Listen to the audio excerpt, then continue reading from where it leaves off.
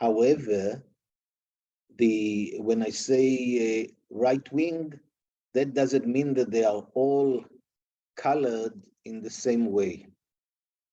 And there are different kinds, not that I'm here to judge, but there are those who are, I would say, more democratic in their attitude to bestow their right-wing ideas on Israel's policies. And there are those who are less democratic and more, I would say, looking for ways where democracy might be heard, and even certain times violence, and it may be worse than that. So this is where we start.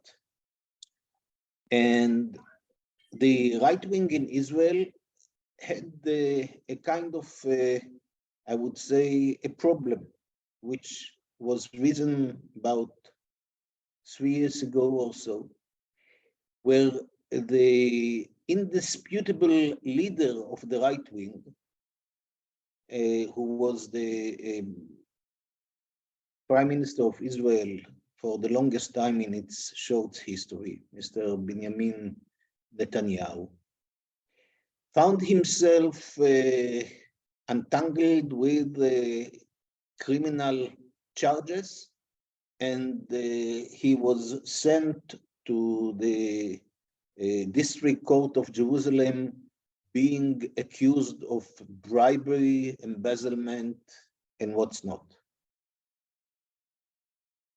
And finding himself in this court, his overall view of the world, who am I to talk on his behalf, but this is, I would say, the prevailing wisdom of those who are following him.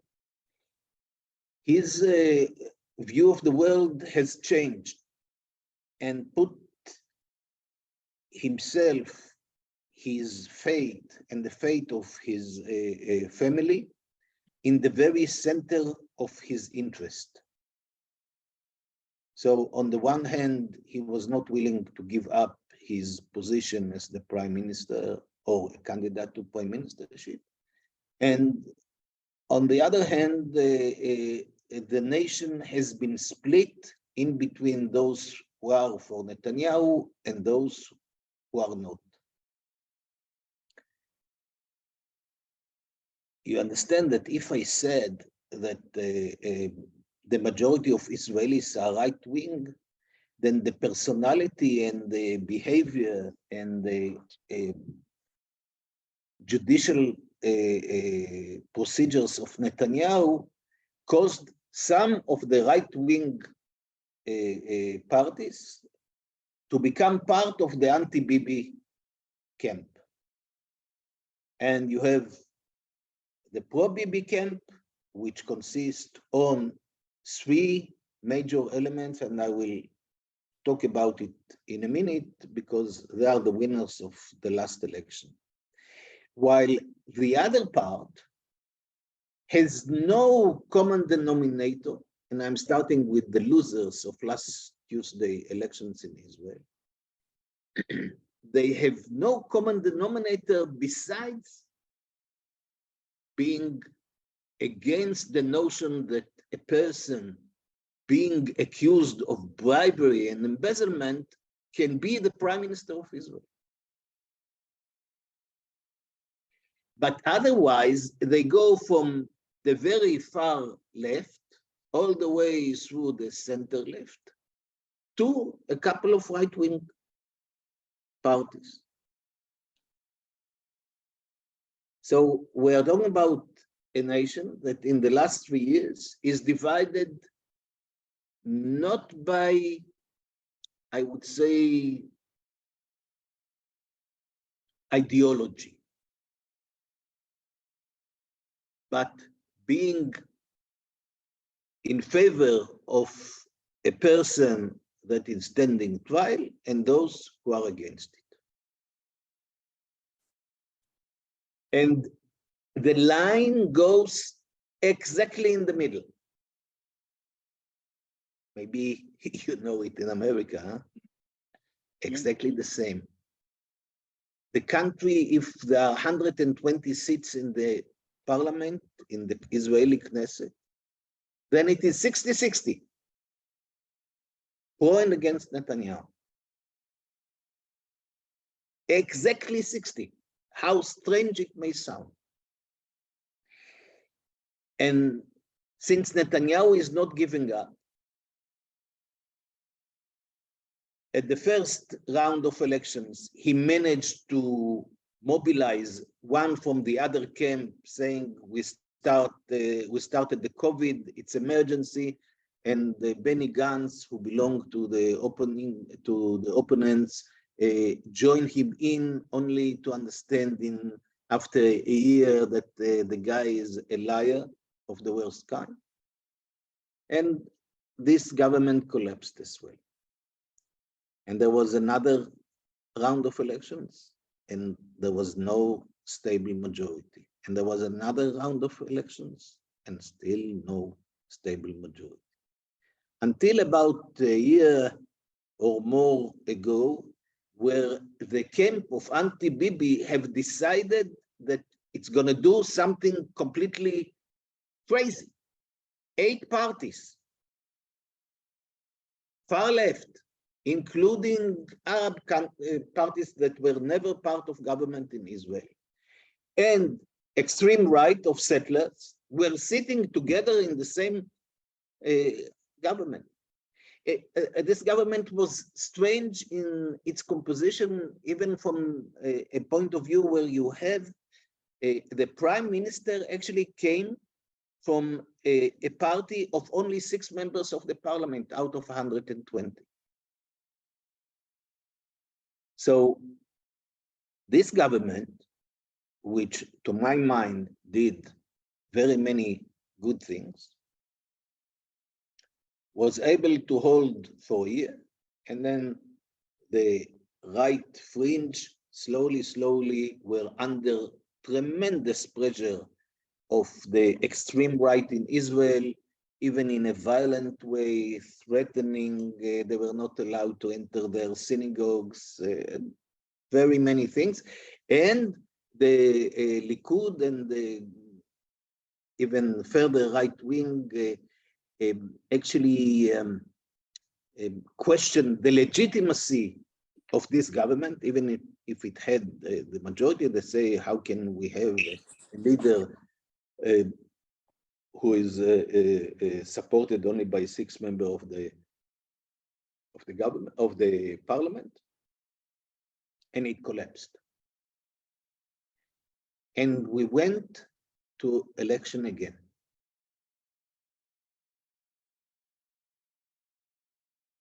This time, the right wing and or it's better to say the Netanyahu bloc, prepared himself properly. Prepared himself properly means that they have taken care of mobilizing everyone in order not to lose a single vote. And it helped, because if you look at the popular vote, again, the Israeli society was cut exactly in the middle. Between the bloc of Netanyahu and the anti-Netanyahu bloc, there are only 3,000 votes. That's all. But because they were organized much better, and on the left, there was nothing like that. 2 parties on the left did not pass the threshold of 3.25% of the eligible voters, and you have a gap between 65 and 55. This is where we are. Now, who are the winners? Who are those people?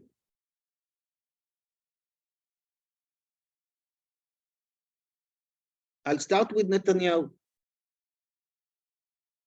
He is a man, as I said, standing trial.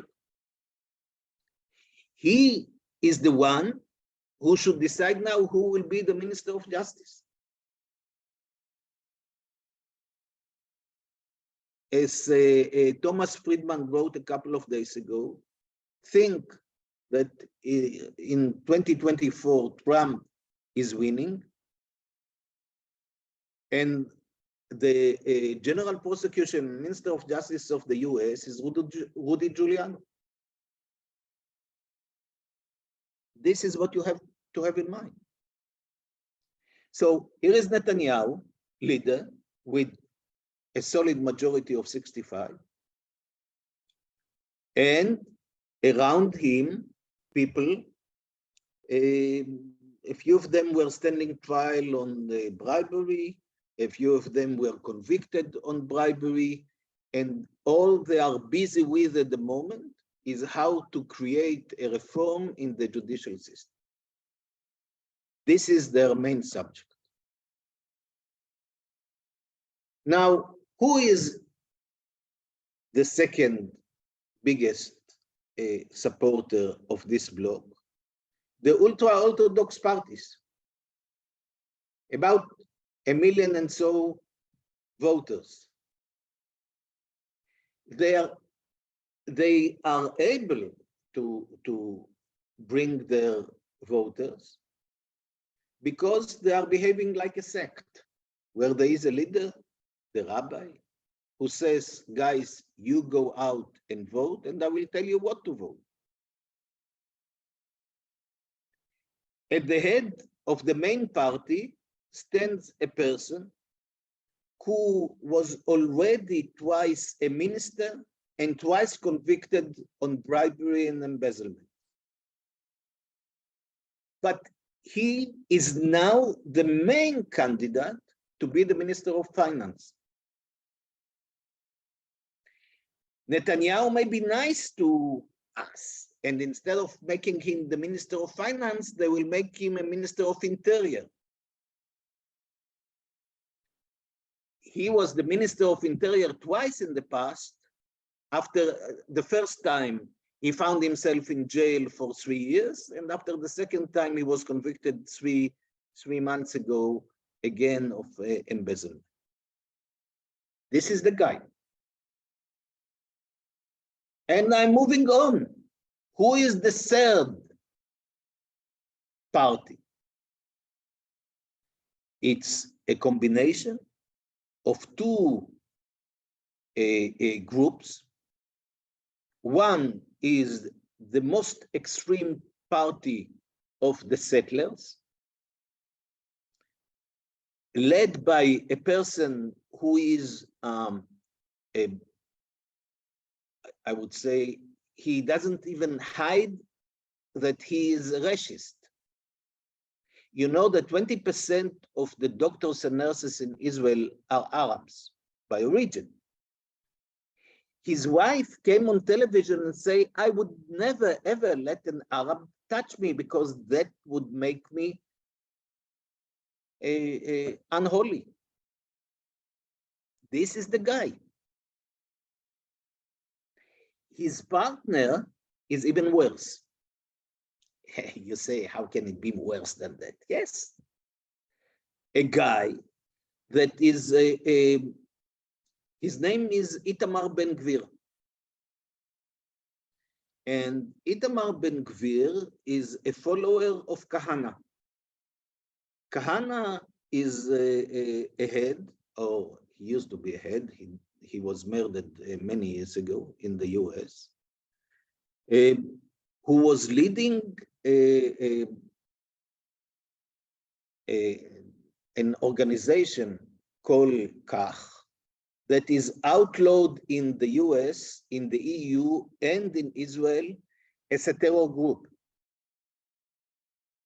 And Itamar Ben-Gvir was convicted in 2007 for supporting a terror group named Kach, which is a known terror group in the US until today.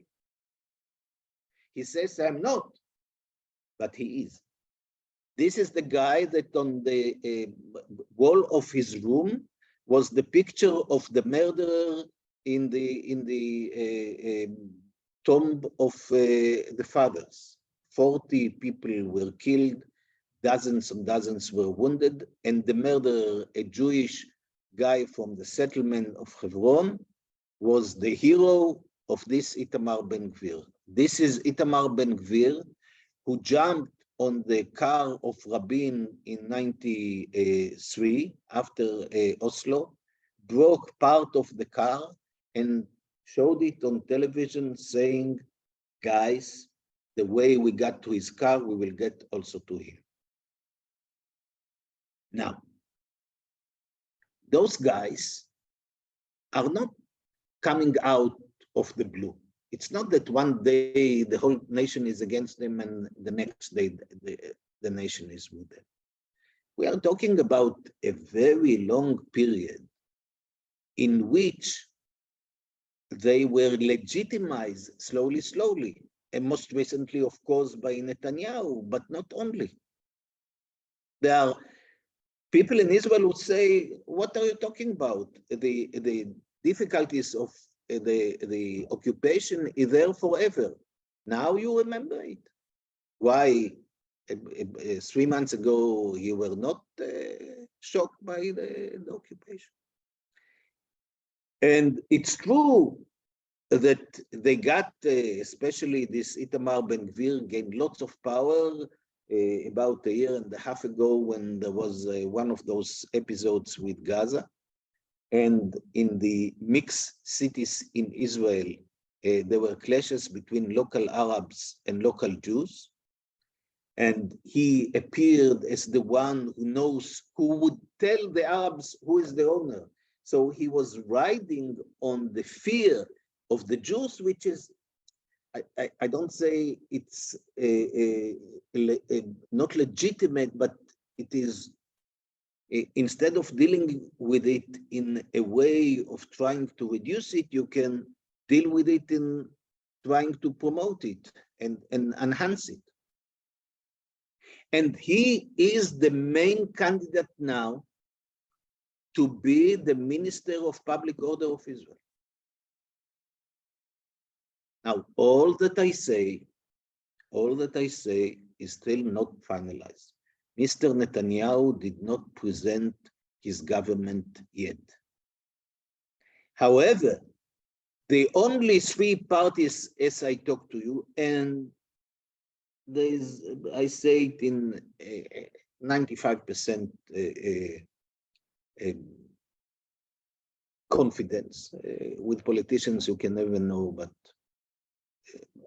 I'm almost certain sure. This will be the main thrust of his government. And they put to themselves as the main thing at the moment is to do huge reforms in the Israeli judicial system that will play a role not only in his trial and not only with this convicted guy who wants to be a minister of finance, but will change it altogether. Their main idea is to castrate, excuse me for using this word, but this is the right description, the Supreme Court, by having a possibility of the parliament, of the Knesset, actually to overrule any decision of the Supreme Court. Which means if tomorrow the parliament decides that the Arab members of the parliament are casted out. They are not allowed to enter the parliament. And the Supreme Court is intervening and saying this law is illegal. What those guys would like to do is to say, no, maybe you think so, but we have the way now to change it. And what they are fighting now, what will be the majority which will be needed in order to overrule the Supreme Court? This is where we stand. Of course, when it comes to relations with the Arabs, all those people are known for their tough, non-compromising attitude. You will say to me, this is not a special phenomena in the Middle East. What Egypt is a fine democracy. Saudi Arabia is a nice democracy. The Emirates. Erdogan today sent a very, very warm congratulations to Netanyahu. Erdogan. But we claim to be the jewel of the Middle East. So now this will be challenged and we will have to see how it leads. I want, since Petros always asks me to say something, one, energy, and two, overfly of my region, I would say the following. One, there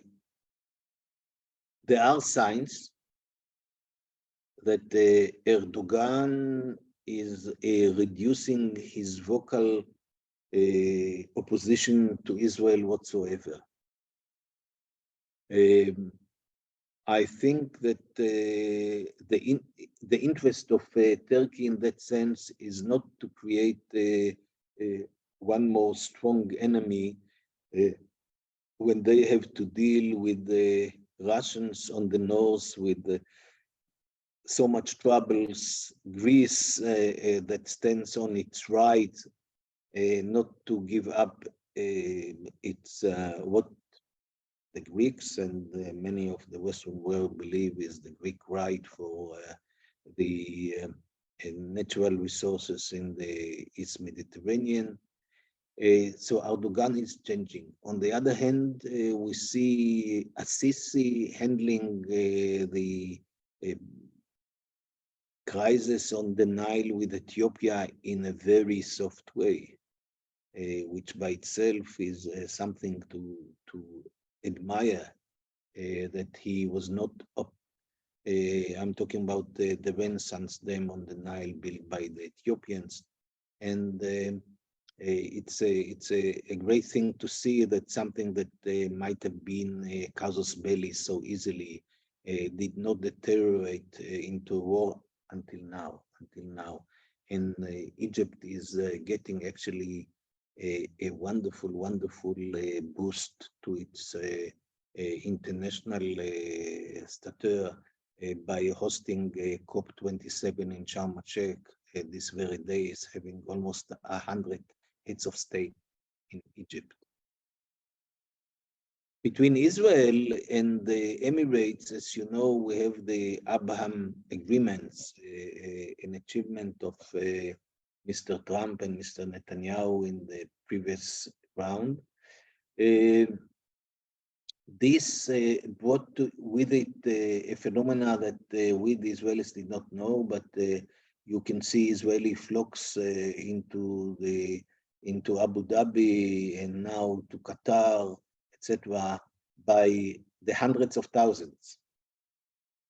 It's incredible to see so many Israelis, and as if it was always there. The maybe two more things that I would suggest to pay attention to. One is the way Greece looks at this triangle of Israel, Turkey, Greece, in a way that I'm happy to see, because most of the Greek media, and I think that most of the members of the cabinet as well, sees the election of Netanyahu, they welcome it. Netanyahu is perceived in Greece as the architect of the last decade or so, since 2010, of the close strategic relations between Greece and Israel. And last but not least, in the last week of the previous government headed by Lapid, we had a breakthrough by signing an agreement between Israel and Lebanon on the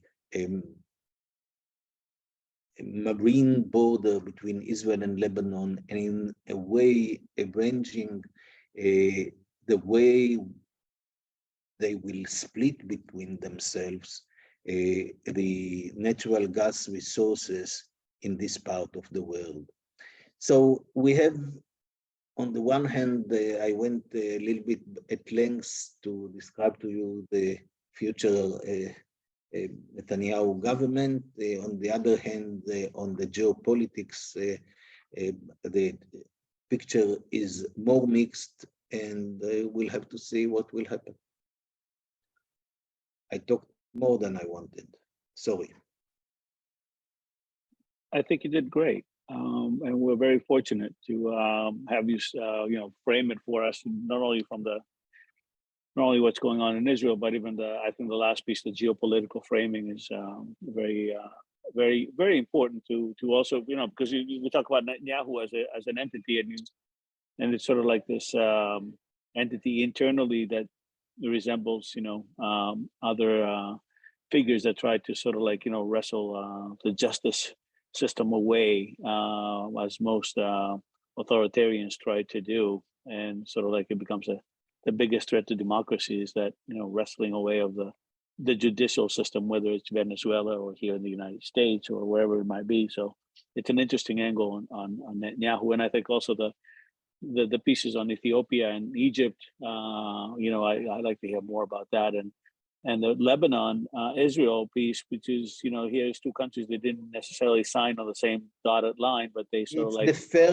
it's the first agreement that is being signed between Israel and Lebanon. By the way, they did not sign it directly. They were sitting in separate rooms, signing the same document, enjoying the guarantees given by Biden's administration. Yeah, like a proxy signature. So I think these are all a very, very interesting kind of a thing. It has all kinds of extensions in all kinds of other places in that part of the world. It's a story by itself because Nasrallah played the role. But let's not go into this. Okay. Are there questions? From everybody else? This is more of a discussion than anything else. So I think this is our chance to really have a nice discussion. Lenore, I desperated you.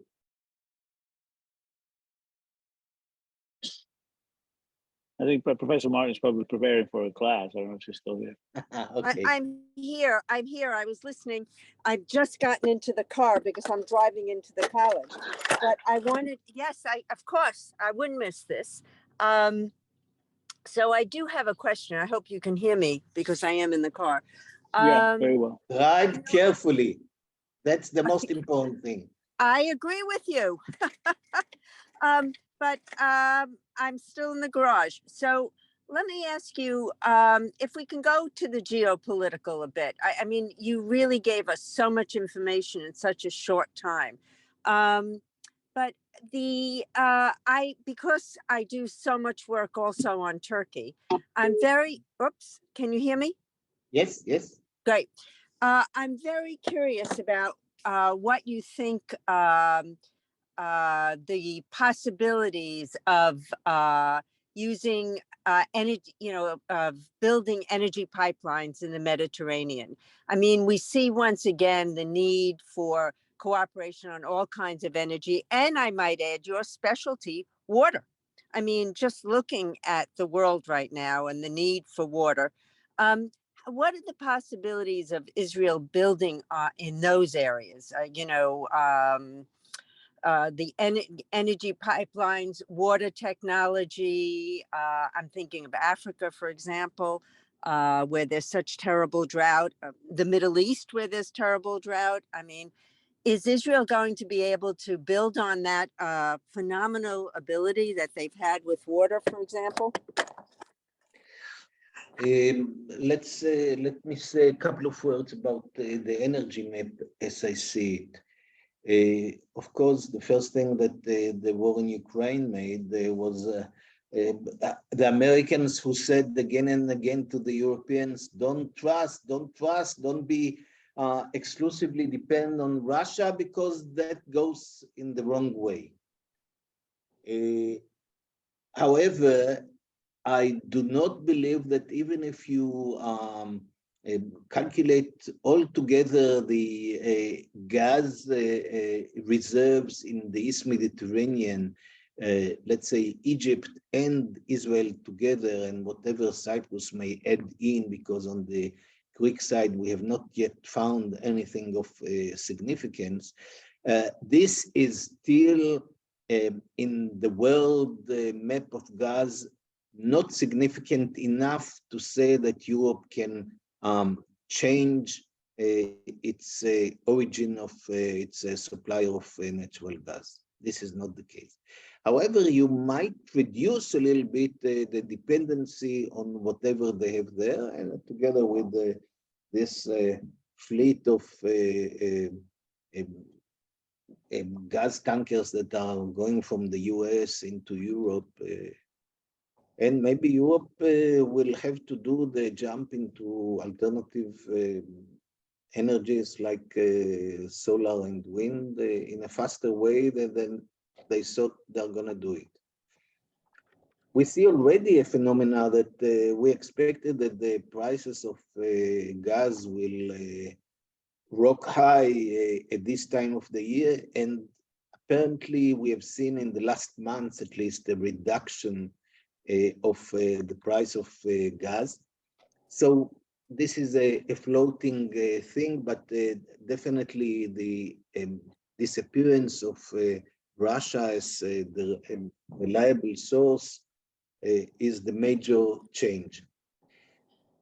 The ability to put a pipeline from the south of the Mediterranean, i.e. Egypt, Israel, together towards Europe, to my humble opinion, is still much more of a very expensive exercise that it will be difficult to do it and to justify it economically.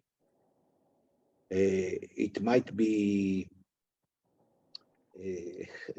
how shall I say, a good strategic some way to go to, but when you look only at the gas and economics, it is not economically viable.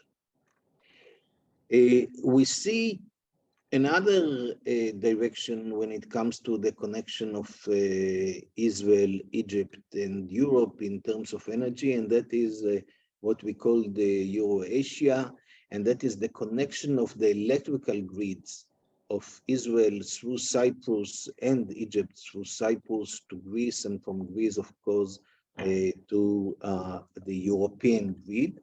This is an interesting project that the US 3 years ago say, in no way, we actually they say officially we are against it, and right after the war in Ukraine started, America flipped and say, guys, if you are able to do it, we will support it. So we might see a kind of an energy connection through electrical grids.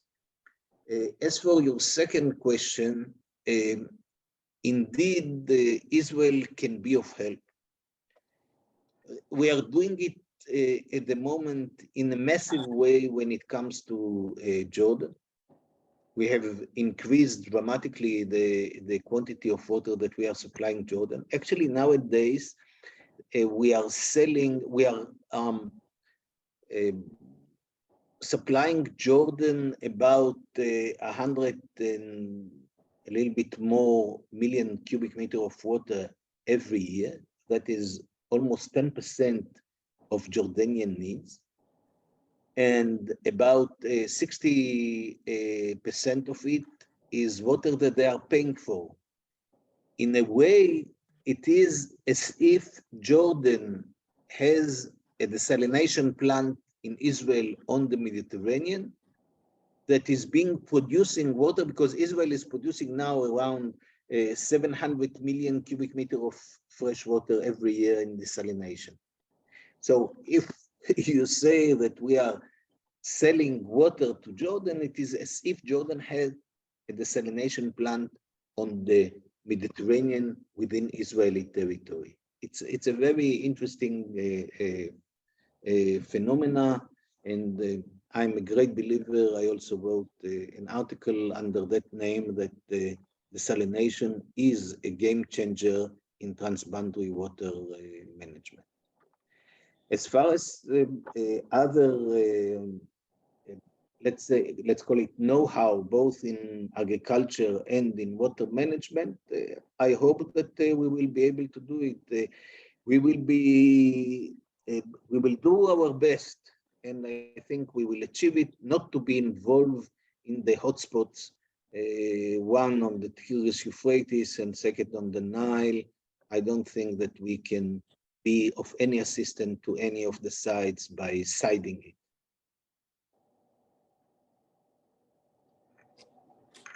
Any other questions? Lenora, I want to say huge thank you for that very informative response. Really gives me gives us so much to think about in the future. Such major, Israel has so much to offer, I think, in that respect. I can tell you, Lino, I can tell you that I was hired yesterday by one of the biggest think tank in Israel to do exactly that, and to look how climate change and water is an opportunity for Israel in the foreign, with its foreign policies. So you ask the right question. Thank you. And you had the right answer, but now we've got all kinds of, but you tackled at the beginning in your presentation, the most difficult questions of, equality within the state of Israel, which is, and peace, which is so difficult. I wanted to bring up one parallel, if I could, with the United States and Israel. You touched on a number, but I'm going to try one other one.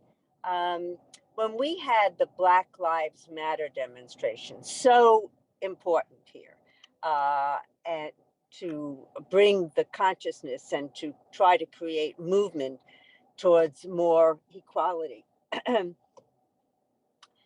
When we read now about the election of Netanyahu, but there was a backlash, right? There were people who were using that and calling it violence, etc., etc.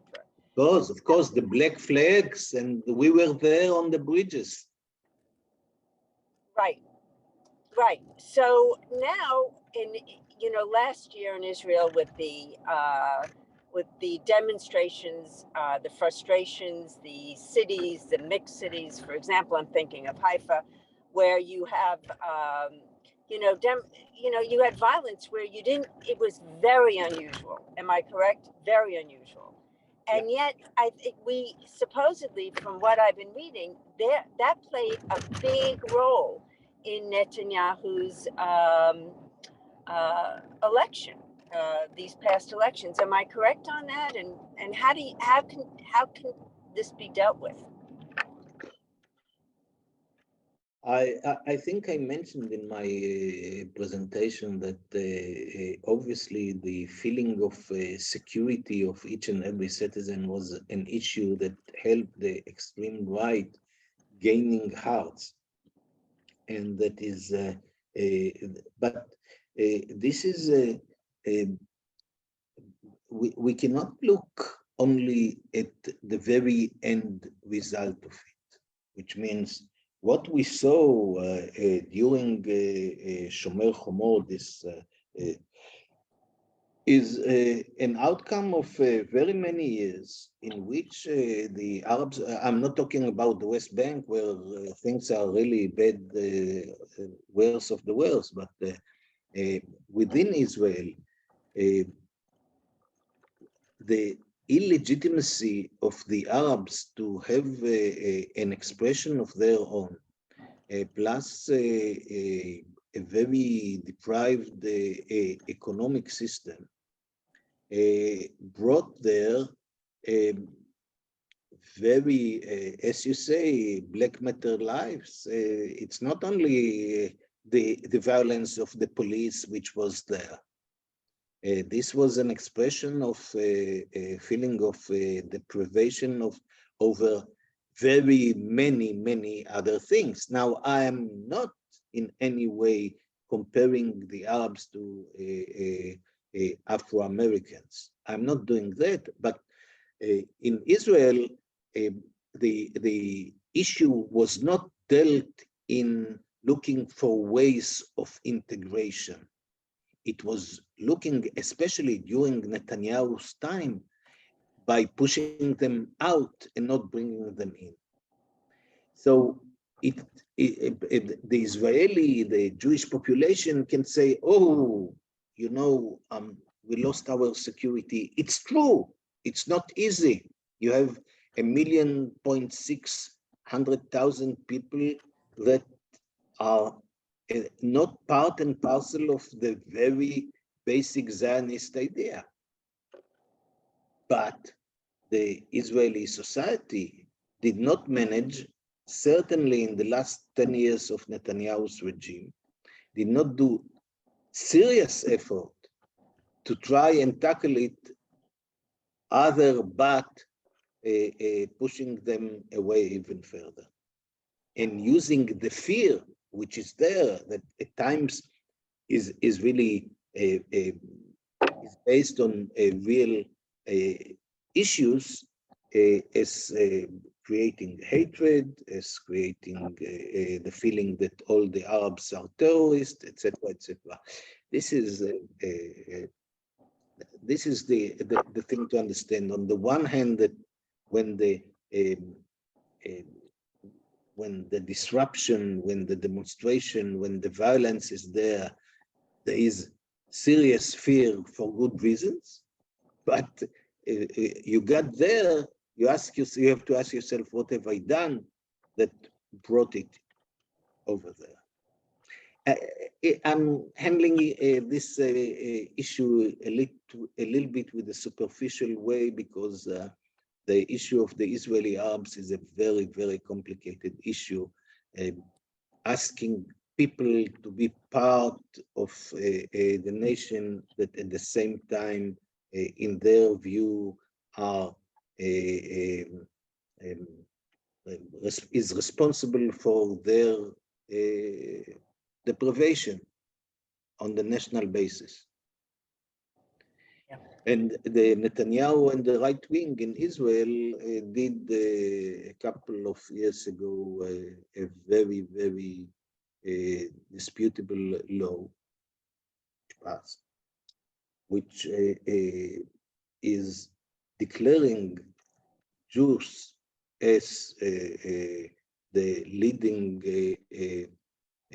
leading party of the state of Israel, and make, in a way, all others, to a certain extent, I would say, second-class citizens. It's very complicated. Yeah. So yeah, I mean, I think those are great questions and great responses to, you know, and sometimes, you know, I think that the forging of a national identity, or forging of a sort of like a social structure in that part of the world is somewhat different than the way that we perceive it here. And it's a little bit more complex because it's so intertwined, and Israel is such a unique space that tries to do just that. And I also like the fact that, you know, this personality on Bibi Netanyahu, who is, you know, sort of like, you know, this political agent and acts in a certain way, but then has a completely different sort of like geopolitical framing, and you know, the fact that how he's perceived in both Turkey and Greece in different circles as somebody who is sort of like a welcomed a welcomed entity back. So it creates all these paradoxes that sometimes, you know, we miss out when we look at the inside the box and outside of the box politics. And although, you know, you sort of like you find these personalities that are really troubling, even from a small d democratic way, they tend to sort of like say, okay, well, this is the legacy. So even the whole idea of the Abraham Accords, you know, sort of like at the tail end of the Trump administration. And here we are, you know, we have a Biden administration that continues on the Abraham Accords. And we also have an Israeli public, as you mentioned, that has really embraced them in different ways. So sort of like this, it really creates problems for us when we try to sort of like look at the democracy part of it, and then we look at the other aspects of it and look for, you know, nice angelic figures. It is very complicated. You're very correct, and it's a mixed view. Though what is demanded from us is to try and put ourselves, 10 years ahead, and say, if when we are 10 years ahead and look backwards, it might be easy to say what was more important out of this jigsaw of things, what will remain as the leading part. But that will be in retrospective.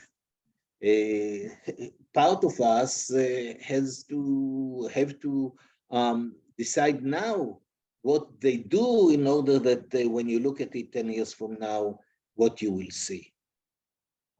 So I went to Israel to vote. I wish you would have voted, as Mayor Daley used to say in Chicago, I wish you would have voted early and often. Unfortunately, in the Israeli election, you cannot do that. But you're right. There are very many things that we in the left, when you live things on a daily basis, you tend to see very many things as natural. It flows. You are getting used to it. It takes time, and it takes a bit of a tilt, of a shock, in order that you will understand actually in what you live in. Think of that. I'm sure that there are a lot of American phenomena that if you look at them, you would say, oh, I looked at it as that's the way things are. And only when there's something that really blows, that makes you, if there would not be this particular video of 3 minutes of a policeman putting his boot on the throat of Mr. Floyd, you would say, yes, I know that the police is violent. Yeah. It's a very philosophical way of looking at it, and I think I don't disagree with that at all. So I don't know if there are any other questions. Yeah, I have a fast one. Although nothing's fast these days, but everything's complex. But Meretz did so badly. I mean, was it the leadership? I don't know the answer. Don't. Yeah. Not only to have the knife, but to turn it around. Meretz was my party for very many years. This time I gave to Labour Party because I was afraid that the Labour Party will not pass the. It's. I told you that. Look, if you are looking at the Israeli left per se, it is these two parties that one of them did not cross the threshold, Meretz. And of course, within the party of Lapid, there are very many who think in the same way, but we have lost in the second Intifada, we have lost the grounds. The feeling in Israel that the idea of two-state solution is reducing, though I don't think that there is any other one, unless somebody wants to live in apartheid, but Yes, I don't know. yes. Let's I hope don't- for the future. Maybe For this, future. for some, sometimes, this wakes up, as you were hinting at, we Yes, see things and all of a sudden there's a wake up and an understanding. And Yes. I mean, January 6th, we were here, we were all wondering, were we going to survive this? This was clearly, I don't want to go into the language I would like to use, fascism. why not? Why not? Why I'm the only one who's using Okay, this language? fascism. I mean, it's fascism, it's insurrection, it's, the worst of the worst, but we didn't know. It wasn't clear to us how others This felt. is- Well, we saw some of this. We saw some of this on Tuesday, that No, we this weren't is alone. exactly what I say. This is exactly what I say, that Yes, we are getting used to it. We saw things in Louisiana. I have very good friends in North Carolina. It was there. yeah. Yep.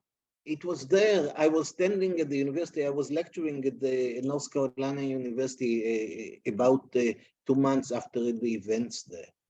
It was there. We all saw it. But somehow we did not grasp it all together. Because you don't want to grasp it. I mean, you don't want to deal. You don't want to deal with it. Sometimes it's a denial process too. Well, Right? I mean, I'm sorry, Petros. And the ambassador, you'll have to forgive me. I've loved this conversation, but I've got to go teach, and I hope my students get as much out of my class as I've gotten out of this conversation. Thank you very They will. Thank you. You Thank taught you. us this afternoon. Thank you, Lino. Thanks for being here. Thank you. Thank you. Yeah, so I think we just sort of like we have a deniability kind of a thing that we're seeing, and even like the leaders that we elect. One of the things about democracies is authoritarian regimes, you have no choice. It's an imposition.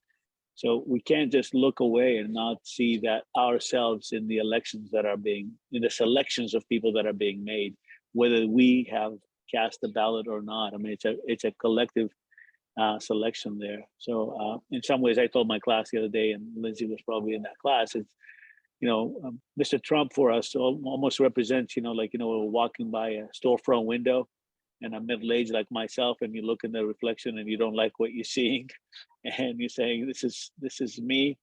So Mr. Trump in some ways reflects us as a collective society in some way. So I would imagine it's that way for in Israel as well. So You are very correct. You're very correct. Yeah, I agree with you. It's not the phenomena of a minority getting over the majority. This is not the case. Yeah. I couldn't thank you enough. I just this conversation was it was great. It was one of the nicest conversations we've had, I think, on this issue. It's a very complex issue. Unfortunately, we can't talk about Israel in the United States. We don't have the tools to do it. And, and that's what I was saying earlier about you were asking the Democrats and Mr. Biden. They can't do it because they sort of like run on that third rail of anti-Semitism because it's so in the surface and everybody feels it. So nobody wants to be accused. So nobody says anything about anything. And we don't touch it. Yet another angle for the complexity, huh? Exactly. It's unfortunate because we don't have the assuredness to talk about thorny issues because we are all like have the tinge in us, whether it's racism, sexism, anti-Semitism. It's right there in the surface, and we'd rather stay away than actually address them. So I'm very grateful for your participation in really enlightening this afternoon. Thank you. Thank you. Thank you, everybody. Thank you, everyone. Thank you. Have a nice evening and a nice afternoon. Thank you. Thank you. You too.